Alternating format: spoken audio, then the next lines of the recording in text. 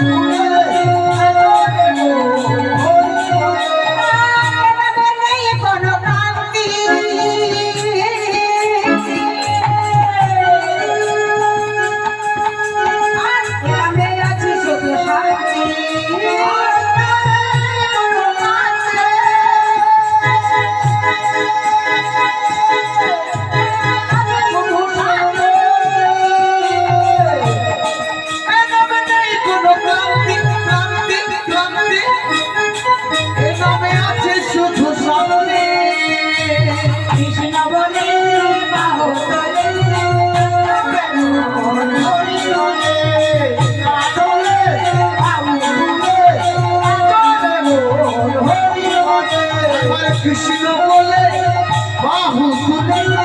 নাচো রে মন হরি বলে কোনো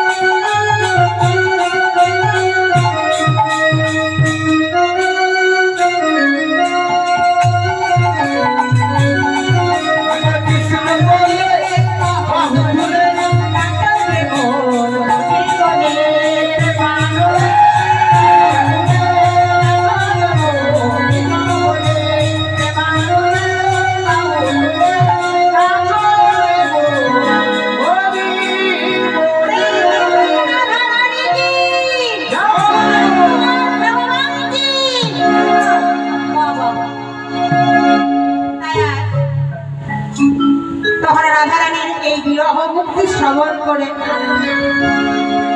আজ রাধারানীর জনৈষ্কা সখী ললিতা বলছে আচ্ছা রাধে আরে যদি গোবিন্দ চন্দ্রাবলীর কুঞ্জে গিয়েছিল হ্যাঁ তো তাতে তোর কি এমন ক্ষতি হয়েছিল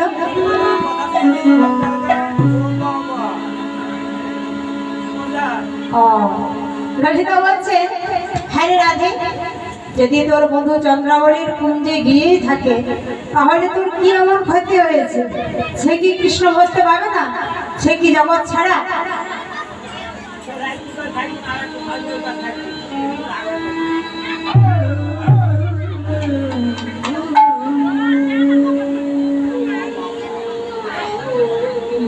তখন রাধারানী বলছে সখী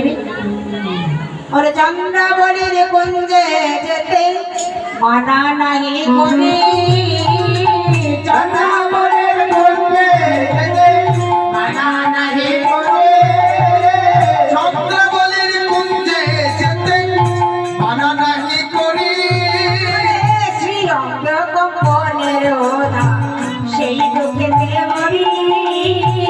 সেই অঙ্গনের ওধা সেই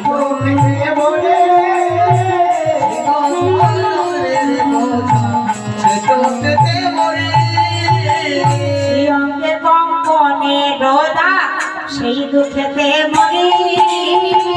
সেই অঙ্গনের ওধা সেই দুঃখেতে মরি, শিলার কম্পনের ওধা সেই দুঃখেতে মরি, সেবার দিয়ে দান দিয়েছে, সেবায় আমি ডাক দিয়েছে,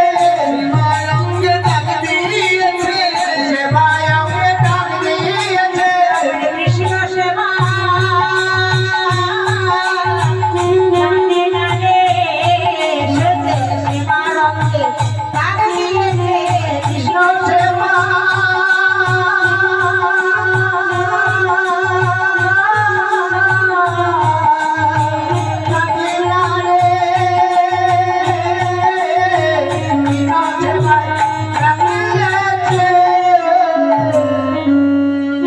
রাধারানী বলছে সখিনী, আমার বধূ যে চন্দ্রাবলীর কুঞ্জে গেছে তাতে আমার কোনো দুঃখ হয়নি, কিন্তু আমার দুঃখটা কোথায় জানিস? আমার দুঃখ হচ্ছে শ্রীঅঙ্গে কঙ্কনের আঘাত করেছে চন্দ্রাবলী, আমার প্রাণ বধূর অঙ্গে কঙ্কনের আঘাত করেছে, তাই জানিস সখী আমার বধূর যে কোমল অঙ্গ, সেই কোমল অঙ্গে চন্দন মাখাতে কত ভয় করি, আমার প্রাণ বধূর অঙ্গে ধীরে ধীরে চন্দন মাখায়, চন্দনে মাখা আরে চন্দ্রাবলী সেই সেবার অঙ্গে দাগ দিয়েছে,